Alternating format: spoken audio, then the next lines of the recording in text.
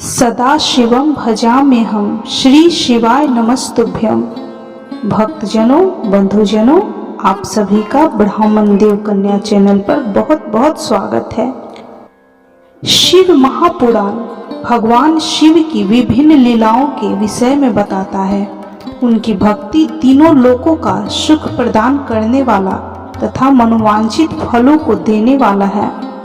इस लोक में ही नहीं परलोक में भी सद्गति की प्राप्ति होती है। इस कथा को, शिव पुराण कथा को जो भी मनुष्य एकाग्र होकर सुनता या पढ़ता है वह इस लोक में सुख और भोगों को पाकर मोक्ष को प्राप्त हो जाता है। तो भक्तजनों, बंधुजनों, यदि आप चैनल पे नए हैं तो श्रोतागण कृपया चैनल को सब्सक्राइब करें ताकि मैं आगे से जो भी वीडियो अपलोड करूं, जो भी भक्ति में वीडियो अपलोड करूं, आपके पास सर्वप्रथम पहुंचे। भक्तजनों, बंधुजनों, आज हम शिव महापुराण के रुद्र संहिता के दूसरे खंड के 8वें अध्याय के व्रत की कथा सुनेंगे। तो चलिए कथा शुरू करते हैं। बोलिए ओम नमः शिवाय, ओम नमः शिवाय, ओम नमः शिवाय। ब्रह्मा जी बोले, हे नारद, तुम भगवान शिव के परम भक्त हो। तुम उनकी लीला को अच्छी प्रकार जानते हो। पूर्व काल में जब मैं मोह में फंस गया तब भगवान शिव ने मेरा मजाक उड़ाया। तब मुझे बड़ा दुख हुआ। मैं भगवान शिव से ईर्ष्या करने लगा। मैं दक्ष मुनि के यहाँ गया।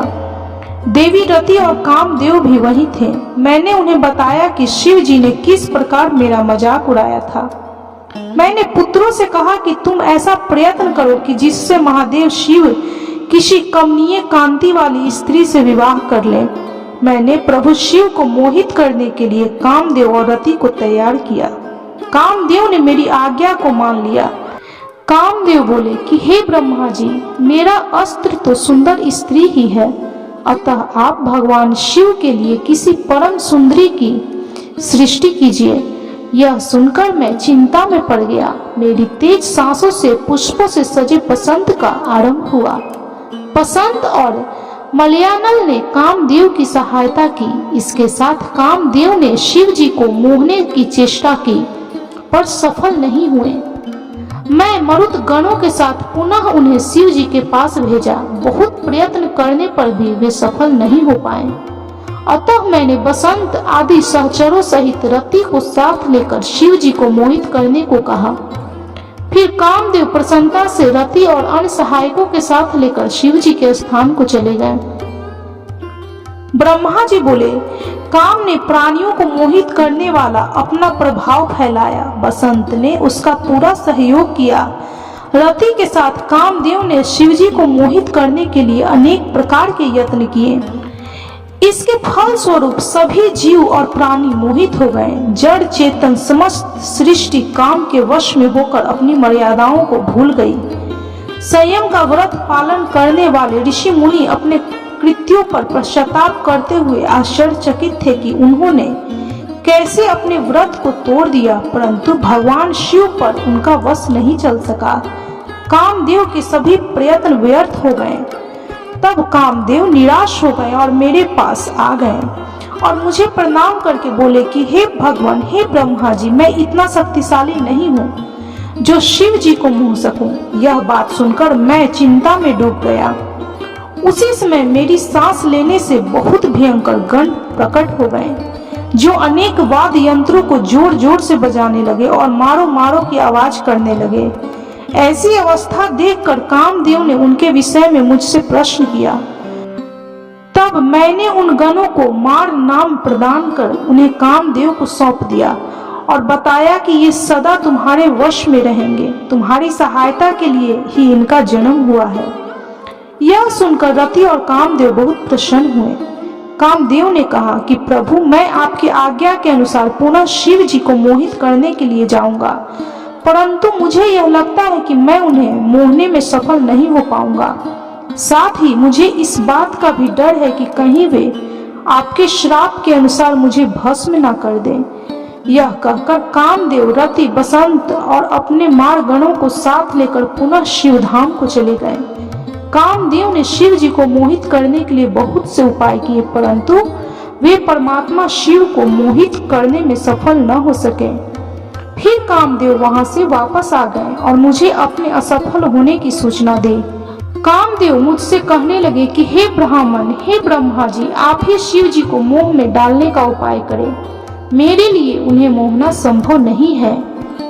ब्रह्मा जी बोले कि नारद, कामदेव के चले जाने पर श्री महादेव जी को मोहित कराने का मेरा अहंकार गिरकर चूर चूर हो गया, परंतु मेरे मन में यही चलता रहा कि ऐसा क्या करूं जिससे महात्मा शिव जी स्त्री ग्रहण कर ले। यह सोचते सोचते मुझे विष्णु जी का स्मरण हुआ। उन्हें याद करते ही पीताम्बरधारी श्री हरि विष्णु मेरे सामने प्रकट हो गए। मैंने उनकी प्रसन्नता के लिए उनकी बहुत स्तुति की। तब विष्णु जी मुझसे पूछने लगे कि मैंने उनका स्मरण किस उद्देश्य से किया था। यदि तुम्हें कोई दुख या कष्ट है तो कृपया मुझे बताओ, मैं उस दुख को मिटा दूंगा। तब ब्रह्मा जी ने उनसे कहा कि हे केशव, यदि भगवान शिव किसी तरह पत्नी ग्रहण कर ले अर्थात विवाह कर ले तो मेरे सभी दुख दूर हो जाएंगे, मैं पुनः सुखी हो जाऊंगा।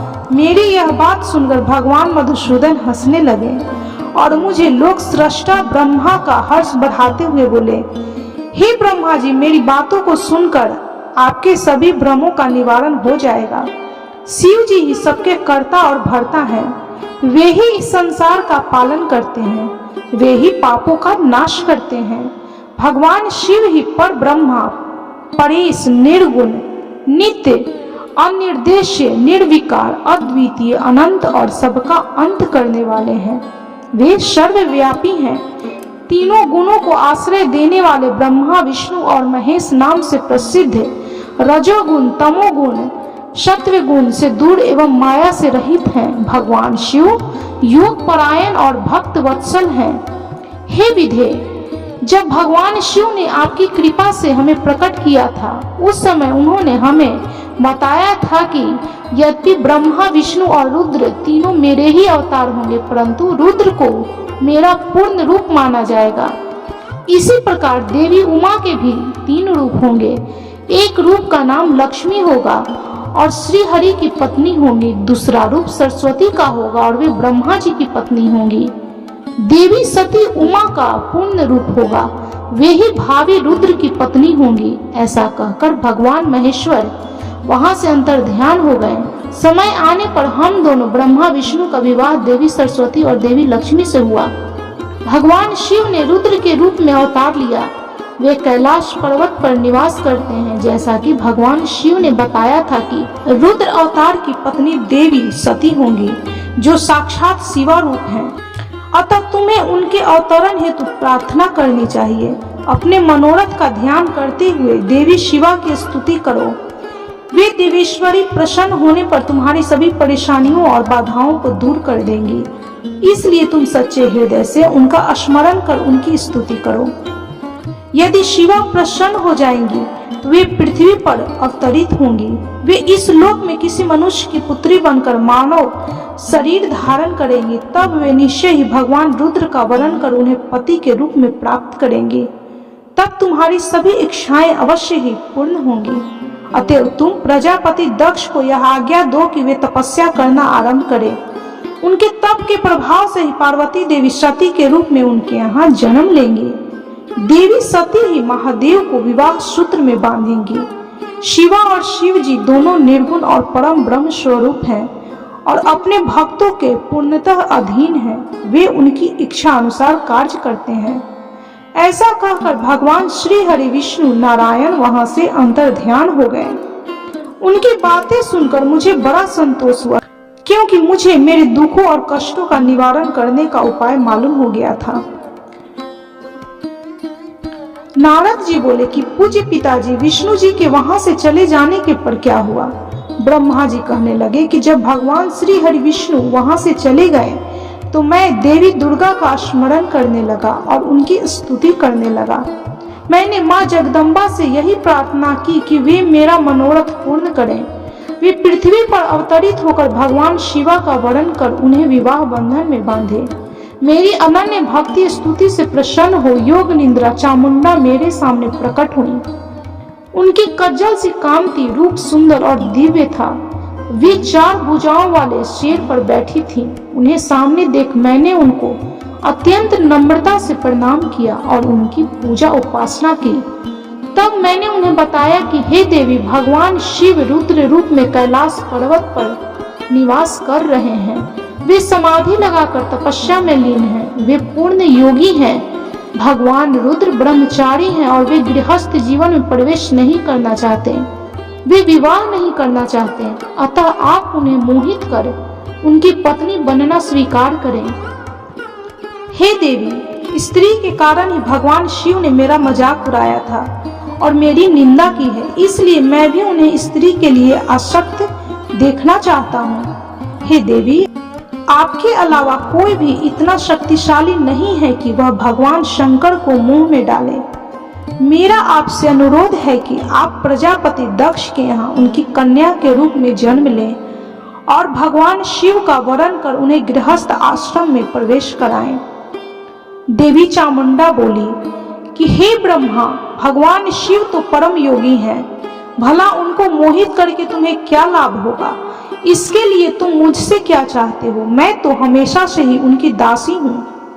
उन्होंने अपने भक्तों का उद्धार करने के लिए ही रुद्र का अवतार धारण किया है। यह कहकर वे शिव जी का स्मरण करने लगी। फिर वे कहने लगे कि यह सच है कि कोई भगवान शिव को मोह माया के बंधनों में नहीं बांध सकता। इस संसार में कोई भी शिव जी को मोहित नहीं कर सकता। मुझ में भी इतनी शक्ति नहीं है कि उन्हें उनके कर्तव्य पथ से विमुख कर सकूं। फिर भी आपकी प्रार्थना से प्रसन्न होकर मैं इसका प्रयत्न करूंगी जिससे भगवान शिव मोहित होकर विवाह कर लें। मैं सती रूप धारण कर पृथ्वी पर अवतरित होंगी। यह कहकर देवी वहां से अंतर्ध्यान हो गईं। तब नारद जी ने पूछा कि हे ब्रह्मा जी, उत्तम व्रत का पालन करने वाले प्रजापति दक्ष ने तपस्या करके देवी से कौन सा वरदान प्राप्त किया और वे किस प्रकार दक्ष की कन्या के रूप में जन्मे? ब्रह्मा जी बोले कि नारद, मेरी आज्ञा पाकर प्रजापति दक्ष क्षीर सागर के उत्तरी तट पर चले गए। वहां वे उसी तट पर बैठकर देवी उमा को अपनी पुत्री के रूप में प्राप्त करने के लिए उन्हें हृदय से स्मरण करते हुए तपस्या करने लगे। मन को एकाग्र कर प्रजापति दक्ष दृढ़ता से कठोर व्रत का पालन करने लगे। उन्होंने 3000 दिव्य वर्षों तक घोर तपस्या की। वे केवल जल और हवा ही ग्रहण करते थे। तत्पश्चात देवी जगदम्बा ने उन्हें प्रत्यक्ष दर्शन दिए। कालिका देवी अपने सिंह पर विराजमान थी। उनकी श्यामल कांति व मुख अत्यंत मोहक था। उनकी 4 भुजाएं थी। वे एक हाथ में वरद, दूसरे में अभय, तीसरे में नीलकमल और चौथे हाथ में खड्ग धारण किए हुए थी। उनके दोनों नेत्र लाल थे और केश लंबे व खुले हुए थे। देवी का स्वरूप बहुत ही मनोहारी था। उत्तम आभा से प्रकाशित देवी को दक्ष और उसकी पत्नी ने श्रद्धा पूर्वक नमस्कार किया। उन्होंने देवी की श्रद्धा पूर्वक से स्तुति की। दक्ष बोले, हे जगदम्बा भवानी, कालिका, चंडिके, महेश्वरी, मैं आपको नमस्कार करता हूँ। मैं आपका बहुत आभारी हूँ जो आपने मुझे दर्शन दिए। हे देवी, मुझ पर प्रसन्न होइए। ब्रह्मा जी ने कहा कि नारद, देवी जगदम्बा ने स्वयं ही दक्ष के मन की इच्छा जान ली थी। वे बोली कि दक्ष, मैं तुम्हारी तपस्या से बहुत प्रसन्न हूँ। तुम अपने मन की इच्छा मुझे बताओ, मैं तुम्हारे सभी दुखों को अवश्य दूर करूंगी। तुम अपनी इच्छा अनुसार वर मांग सकते हो। जगदम्बा की यह बात सुनकर प्रजापति दक्ष बहुत प्रसन्न हुए और देवी को प्रणाम करने लगे। दक्ष बोले, हे देवी, आप धन्य हैं। आप ही प्रसन्न होने पर मनोवांछित फल देने वाली हैं। हे देवी, यदि आप मुझे वर देना चाहती हैं तो मेरी बात ध्यान पूर्वक सुने और मेरी इच्छा पूर्ण करें। हे जगदम्बा, मेरे स्वामी शिव जी ने रुद्र अवतार धारण किया है, परंतु अब तक आपने कोई अवतार धारण नहीं किया है। आपके सिवा कौन उनकी पत्नी होने योग्य है? अतः हे देवी, आप मेरी पुत्री के रूप में धरती पर जन्म लें और भगवान शिव को अपने रूप लावण्य से मोहित करें। हे जगदम्बा, आपके अलावा कोई भी शिव जी को कभी मोहित नहीं कर सकता, इसलिए आप हर मोहिनी अर्थात भगवान को मोहने वाली बनकर संपूर्ण जगत का हित कीजिए, यही मेरे लिए वरदान है। प्रजापति दक्ष का यह बात सुनकर जगदम्बिका हंसने लगी और मन में भगवान शिव का स्मरण कर बोली कि हे प्रजापति दक्ष, तुम्हारी पूजा आराधना से मैं प्रसन्न हूँ। तुम्हारे वर के अनुसार मैं तुम्हारी पुत्री के रूप में जन्म लूंगी। तत्पश्चात बड़ी होकर मैं कठोर तप द्वारा महादेव जी को प्रसन्न कर उन्हें पति रूप में प्राप्त करूंगी। मैं उनकी दासी हूँ। प्रत्येक जन्म में शिव शंभु ही मेरे स्वामी होते हैं। अतः मैं तुम्हारे घर में जन्म लेकर शिवा का अवतार धारण करूंगी। अब तुम घर जाओ, परंतु एक बात हमेशा याद रखना, जिस दिन तुम्हारे मन में मेरा आदर कम हो जाएगा, उसी दिन मैं अपना शरीर त्याग कर अपने स्वरूप में लीन हो जाऊंगी। यह कहकर देवी जगदम्बिका वहां से अंतर ध्यान हो गई तथा प्रजापति दक्ष सुखी मन से घर लौट आए। तो भक्तजनों, बंधुजनों, इस प्रकार शिव महापुराण के रुद्र संहिता के दूसरे खंड का 12वां अध्याय तक की कथा संपन्न हुई। तो बोलिए ओम नमः शिवाय, ओम नमः शिवाय, ओम नमः शिवाय। भक्तजनों, बंधुजनों, सावन मास में शिव महापुराण कथा का वर्णन सुनना बहुत ही ज्यादा पुण्य फल देने वाला है। यदि आप भी भोलेनाथ महादेव शिव की कृपा प्राप्त करना चाहते हैं तो आप भी इस शिव महापुराण की कथा अवश्य सुने और जितना हो सके शेयर करके अपने भाई बंधुओं को भी सुनाएं। इससे आपको पुण्य फल की प्राप्ति होगी। तो यदि आपको यह वीडियो अच्छा लगा हो, यह शिव महापुराण की कथा अच्छी लगी हो, तो कृपया वीडियो को लाइक, शेयर और सब्सक्राइब जरूर करें और कमेंट में हर हर महादेव, ओम नमः शिवाय जरूर लिखें।